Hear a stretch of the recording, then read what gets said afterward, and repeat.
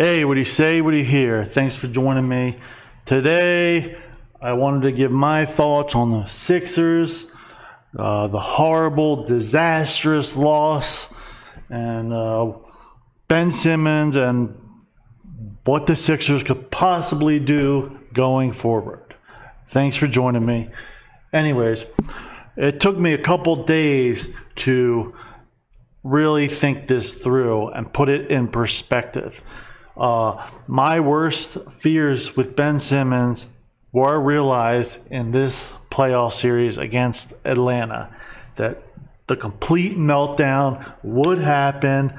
We had a golden opportunity, the best path possible as a 1 seed to go right through to the finals.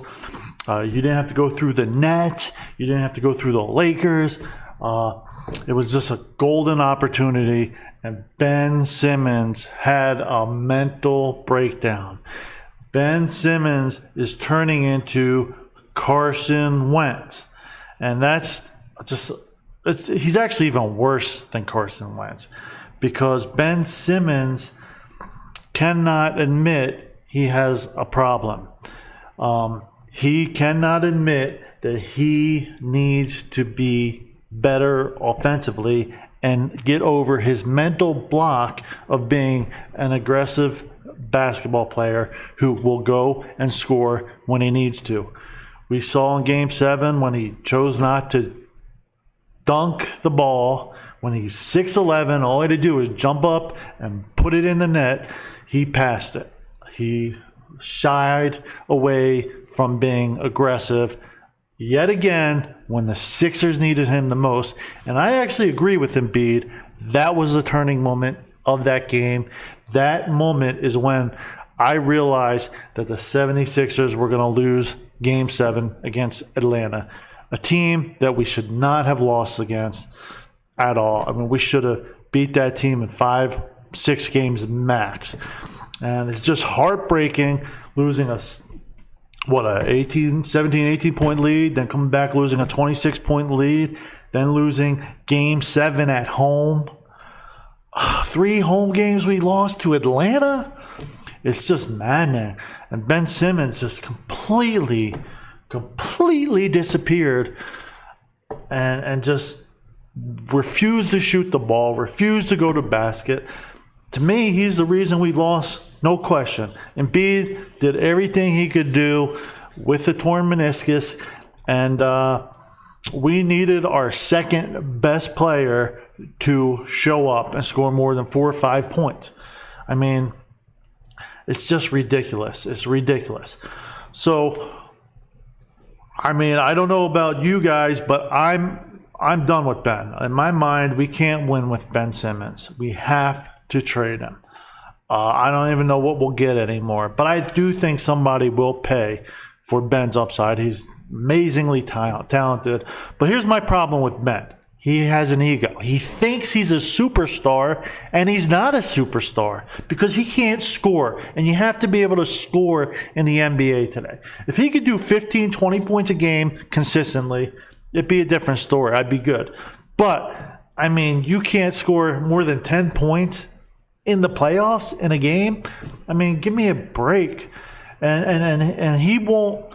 He obviously has a mental block. But the problem with that is if he owned up to it and said, you know what, I got a problem. I was the problem. I'm going to fix it this offseason. I'm going to do everything I can to better myself, to better my game, and to get over my mental problems with being an aggressive basketball player.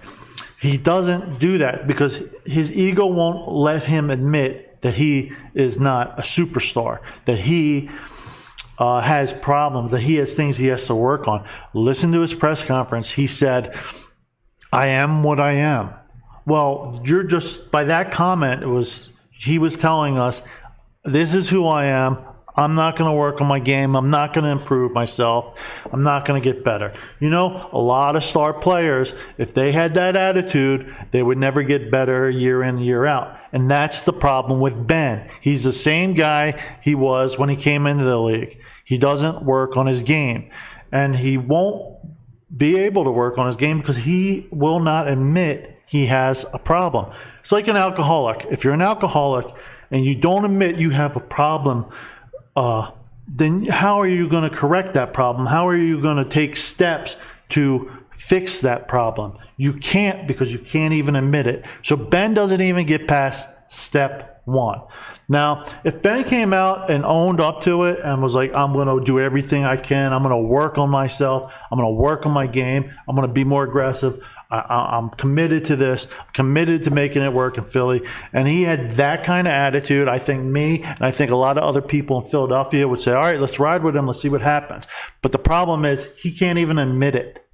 He can't even admit it. He thinks he's a superstar, and he's not. He's the reason we're not playing anymore. He's the reason. And he still can't really own up to it. And that's why, in my mind, I'm done with him. I say, let's move him. Let's get the best offer we can get and go. Because Embiid only has a couple of years playing at this level to win a title. We have to do everything we can right now to build a team around Embiid. And right now, Ben Simmons is holding the entire city of Philadelphia back. We waited 20 years to be the number one seed. Everything fell in place. We had the perfect opportunity. You didn't have to go through the Nets. Try going through the Nets next year. They were banged up. They're going to be a force. Then you're going to deal with the Lakers next year. It's just a disaster. And Ben Simmons costs us. And I don't want to waste any more years off Embiid's prime on Ben Simmons when he can't admit he has a problem. And his problem is he doesn't know how to admit his faults and to better himself. And to me, that's why I don't believe he's going to change at this point. Just listening to his press conference, he said he is what he is. I am who I am. Well, you're not good enough. That's the problem. And because you're satisfied with where you're at, because you think you're a superstar, is why you're not going to get better. And everybody else around you will. So, I don't know. So what do the Sixers do going forward? I mean, I believe somebody's going to want to take a chance on Ben. I do believe we'll get something for him. And we just got to go out and we got to get the best package for him and build around Embiid.